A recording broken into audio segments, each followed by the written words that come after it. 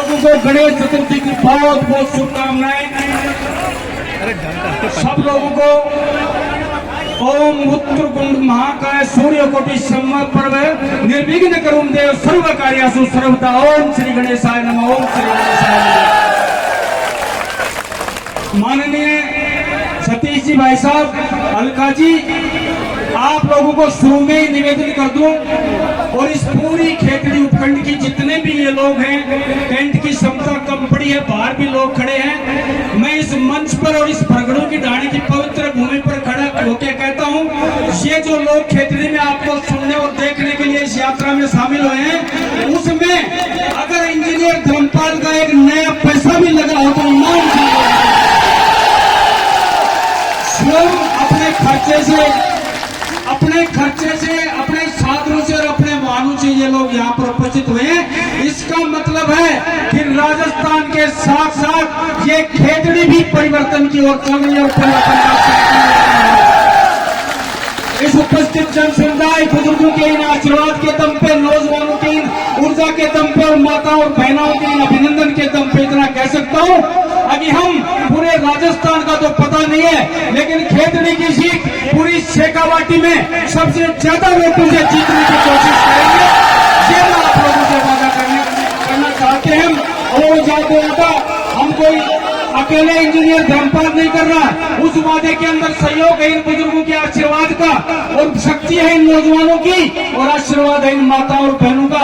इन सबके दम पे हम कांग्रेस को यहाँ से उखाड़ के फेंकेंगे और आपको विधानसभा में कमल खिला के दिखाएंगे। ये निवेदन आप लोगों से करना चाहता हूँ। और इस देश को, इस प्रदेश को जो भारतीय जनता पार्टी की जरूरत है, मैं समझता हूँ आप लोगों से कोई छुपी हुई नहीं है। आज देख सकते हो हमारे देश का मान और सम्मान कितना दुनिया में बढ़ा है। हमारा देश जो एक गरीब देश कहलाता था, आज चांद की यात्रा कर रहा है, तो वो भारतीय जनता पार्टी और नरेंद्र मोदी की वजह से कर रहा है।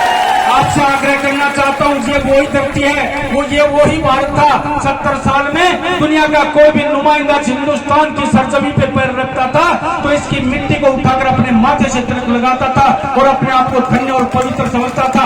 लेकिन 60 साल के इस कांग्रेस के राज ने बना दिया घोटालों का, दलालों का, कांडों का और आपको समस्याओं का देश बना के छोड़ दिया। लेकिन पिछले 9 साल, 9.5 साल में माँ भारती के उस लाल ने इस देश को ही तो क्या आसमान के छिद्र में चमकता हुआ सितारा बना दिया उस भारत को, जिससे पूरी दुनिया, पूरा देश रोशनी में बैठा है। मैं आवेदन निवेदन करना चाहता हूँ। हमारे 4 सभाएं और बताते हैं और श्रवण जी पगड़ी जो सह संयोजक हैं और सीआर जी चौधरी साहब जो संयोजक है इस यात्रा के, वो रास्ते में नाराज हो रहे थे कि आप तो नाचते गाते जा रहे हो।